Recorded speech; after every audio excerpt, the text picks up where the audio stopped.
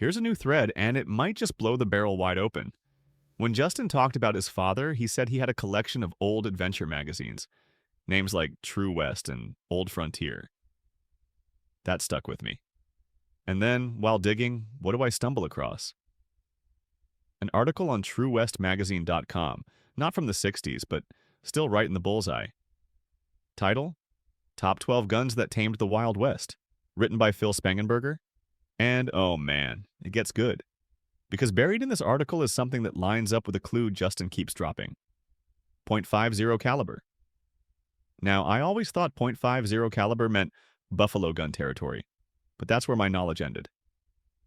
So I started reading, and here's what I found. No single firearm tamed the American frontier. It was a collection, much like the poem, much like Justin's clues, layers, tools, all with a purpose. And among the standouts, two rifles that scream significance. Springfield trapdoor rifle, known as the needle gun. Chambered in .50, 70, this was the U.S. Army's weapon during the wagon box and hayfield fights in 1867. It was Buffalo Bill's go-to rifle. He called his .50 70 Allen conversion. Lucretia Borgia, because in his words, it was beautiful and deadly. 1874 Sharp's rifle, the original Buffalo rifle, dubbed the shoots far or shoot today, kill tomorrow gun by native warriors. And then there's the legend, Billy Dixon. He borrowed a Sharp's Big 50, .50 90, and at Adobe Walls in 1874, hit a warrior over 1,500 yards away. That's over 15 football fields. One shot, history made. And this is what I'm thinking. Justin didn't just name-drop National Treasure or his dad's magazines for nostalgia. He's pointing us toward the mythology of the West. Real stories, real weapons, real history. .50 caliber isn't just a caliber, it's a symbol. Power, precision, distance, impact. The Sharps and the Springfield both fired .50 caliber rounds, and both played massive roles in shaping the frontier. And maybe, just maybe, the poem is pointing us towards something just as powerful. A rifle, a relic, a moment in time. So what's Justin hiding in the history? Maybe the next line of the cipher is locked in a chamber of steel. Keep digging, treasure hunters. The answers might be hiding in plain sight, locked and loaded. But let's not forget the source. True West magazine, first published in April 1953. Celebrated its 60th anniversary in December 2012. That's 60 years of Old West history. Warts and all. And the archives? They're a goldmine. Snippets, clippings, images, legends. Everything Justin might have grown up around. Everything we might be missing. Maybe the answer isn't in the poem. Maybe it's in the pages. This isn't just history. It's legacy. A magazine passed down, a rifle remembered, a code, just waiting to be cracked. Could the .50 caliber clue be more than symbolic? Could it point us to a person, a date, a page, a location? I don't have the 1960s copies, but Justin's dad might have. And if that's where the cipher starts, then welcome to the old frontier, where the treasure map is made of stories. Every once in a while chasing ciphers and poetic riddles, I stumble across something that feels like fate. And this time, it started with Justin Posey mentioning his dad's old stash of True West magazines. So I Googled the real thing. True West magazine from the 1960s. And wouldn't you know it, up pops a story about lost gold in Idaho, the lost gold of the lavas, a stagecoach robbery, a drunken outlaw named Blackie, a box of gold bars too heavy to haul, a shallow grave among lava rocks in Blackfoot, Idaho, and a last breath confession that led nowhere. Because in Beyond the Map's Edge, we're also following fragments. From the dead, from the past, from whispers of what was hidden and never recovered.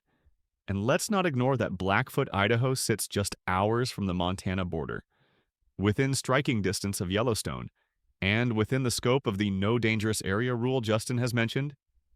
Could this be a regional echo, a buried parallel?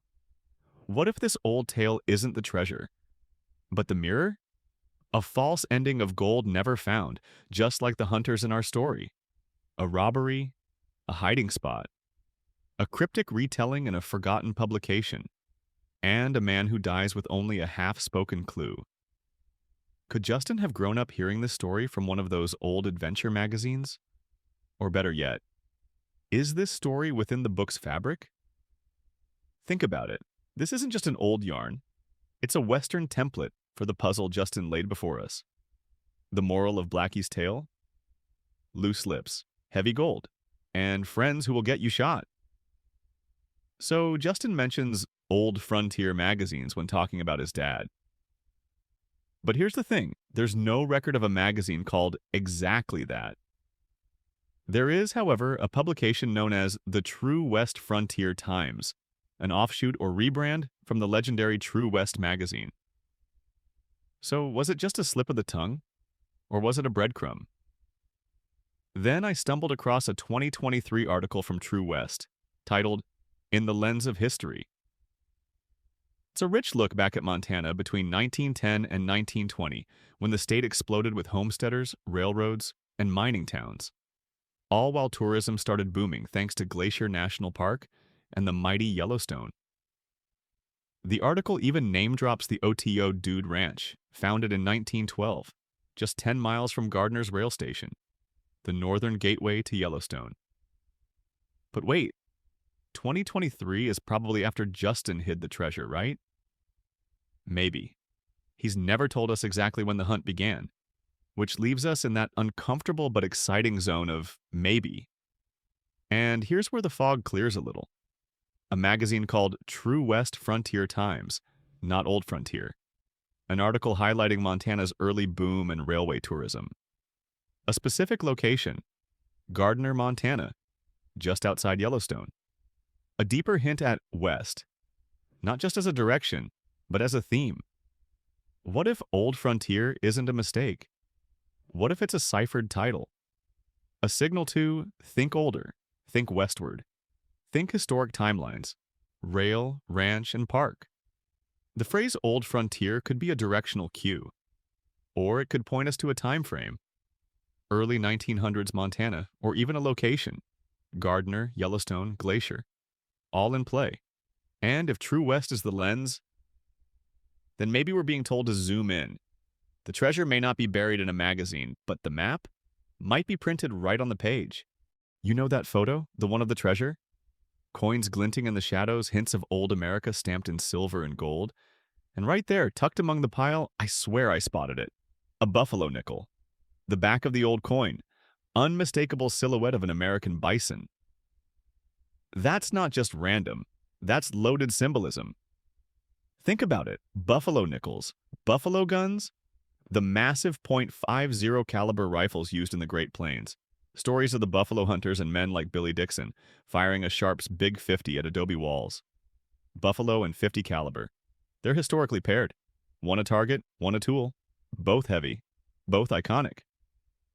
So what if that nickel is a silent clue? Now here's where it gets weird. The poem mentions a ton. That's 2,000 pounds.